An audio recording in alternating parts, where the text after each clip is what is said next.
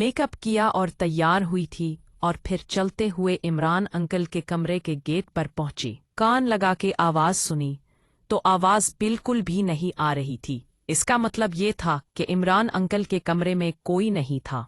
मैंने सुख का सांस भरा, फिर मैंने आहिस्ता से दरवाजे को बजाया तो इमरान अंकल ने आके दरवाज़ा खोला। मैं जैसे अंदर गई तो इसने कुंडी लगा दी। मैं जाकर बैठ गई और फिर इमरान अहल भी आए मेरे साथ। बैठ लिए। मैं चुपचाप बैठी थी तो इमरान अंकल ने एक हाथ मेरे कांधे पर रखते हुए कहने लगे, हाँ सारा, और सुनाओ, खुश होना और मुझसे नाराज तो नहीं होना। मैं मुस्कराने लगी और कहा, मैं खुश हूँ और आपसे भला क्यों नाराज होंगी। तो उन्होंने कहा, तुम जो दरवाजे पर आके वापस जाती रही हो इसीलिए पूछ रहा हूँ। मैंने कहा, नहीं ऐसी कोई बात नहीं है, मैं बहुत ज्यादा खुश हूँ। फिर इमरान अंकल मेरे बालों में हाथ फेरने लगे और मेरी आंखें बंद होना शुरू हो रही थीं। मैं मदहोश होती जा रही थी। फिर इमरान ने मेरा सब कुछ चटा दिया और फिर उसने भी अपना सब कुछ चटा दिया और फिर उसने गेम खेलना शुरू की। वो आराम आराम से गेम खेल रहा था और तरीके से मैं रहा था, क्योंकि वो था तो उसमें का माहिर खिलाड़ी। उसे पता था कि मैं कमसन लड़की हूँ, मेरे साथ किस तरह गेम खेलनी चाहिए। मेरी आंखें बंद थीं और मैं महसूस कर रही थी ऐसे जैसे मैं जन्नत की सैर कर रही हूँ। और वाकई में मुझे महसूस हो गया था कि दानियाल से कहीं ज्यादा ताकतवर है इमरान, क्योंकि वो था ही 40 साल का। और आप तो सोचकर अंदाजा लगा लें कि जो 40 साल का बंदा होता है वो कितना तजर्बाकार और कितना ताकतवर, कितना समझदार होता है। उसे हर तरीके पता होते हैं जिससे औरतें या लड़कियां मुतमईन होती हैं, और वो भी इमरान मेरे साथ वही कर रहा था। लेकिन वो लगा हुआ था, हालांकि मेरा काम हो गया था, मगर वो जोश में था। मेरी हालत ज़हर होती जा रही थी, लेकिन इमरान ज़रा भी मुझ पर तरस नहीं खा रहा था। और बिलआखिर इमरान का काम भी तमाम हो गया और फिर वो भी लेट गया और मैं भी लेटी रही। इमरान मुझसे कहने लगा, सारा बताएं आपको कैसा लगा। मैंने कहा, मुझे तो अल्फाज नहीं मिल रहे कि किन अल्फाज में मैं आपका शुक्रिया अदा करूं कि आपने मुझे इतना सुकून पहुंचाया। वाकई में दानियाल तो कुछ भी नहीं था, वो तो एक दरख्त के पत्ते की तरह था, और आप तो कोई 100 साल पुराना दरख्त वैसे होता है वैसे लग रहे हैं। बेअंदाजा तो था कि आप मुझे ठीक से खुश करेंगे, लेकिन इतना अंदाजा नहीं था कि इस तरीके से खुश करेंगे। इमरान कहने लगा कि सारा, मेरे 3 बच्चे हैं और मेरी बीवी भी है।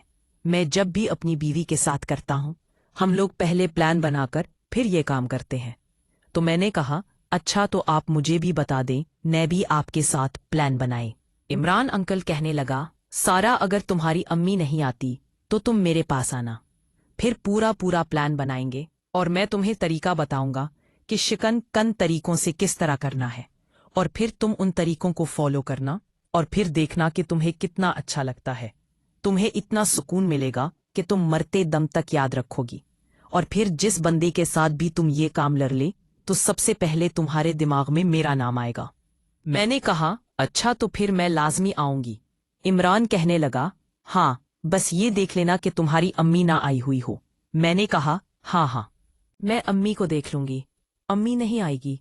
इमरान ने कहा, ये तो अच्छी बात है, वो आए ना तो मैं ठीक से तुम्हें खुश कर पाऊं। इसके बाद इमरान कहने लगा कि सारा, तुम चली जाओ, नहीं कोई उठ ना जाए और हम दोनों को एक साथ ना देख ले। तुम्हें अपने कमरे में चले जाना चाहिए। और फिर मैं उठकर अपने कमरे में आ गई और वो रूम में चले गए। फ्रेश होकर वापस आई और सो गई। उठकर मैं तैयार होकर स्कूल का बैग उठाया और नाश्ते की टेबल से आ गई। नसरीन ने नाश्ता लगाया हुआ था। मैंने नाश्ता किया और फिर अम्मी को खुदा हाफिज कहा और फिर मैं बाहर गई तो इमरान गाड़ी के पास खड़ा था। इमरान बिल्कुल तैयार खड़ा था।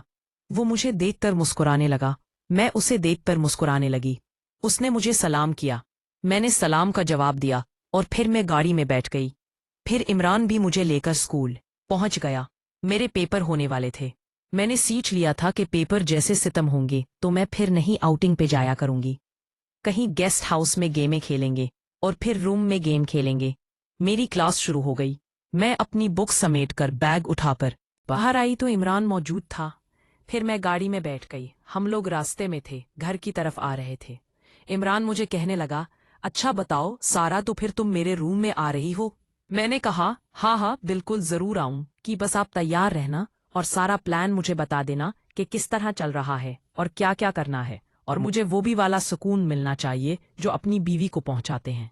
इमरान कहने लगा कि तुम परेशान मत हो, मैं उससे भी ज्यादा सुकून दूंगा। और फिर हम लोग घर आ गए। घर आए, अबू भी घर आए हुए थे। उनकी शायद तबीयत ठीक नहीं थी। मैंने अम्मी से पूछा कि क्या हुआ अबू, अपनी जल्दी पैसे फिर आ गए? तो अम्मी कहने लगी कि उनका बीपी लो हो गया है और वो टैबलेट खाकर सो रहे हैं, आराम कर रहे हैं।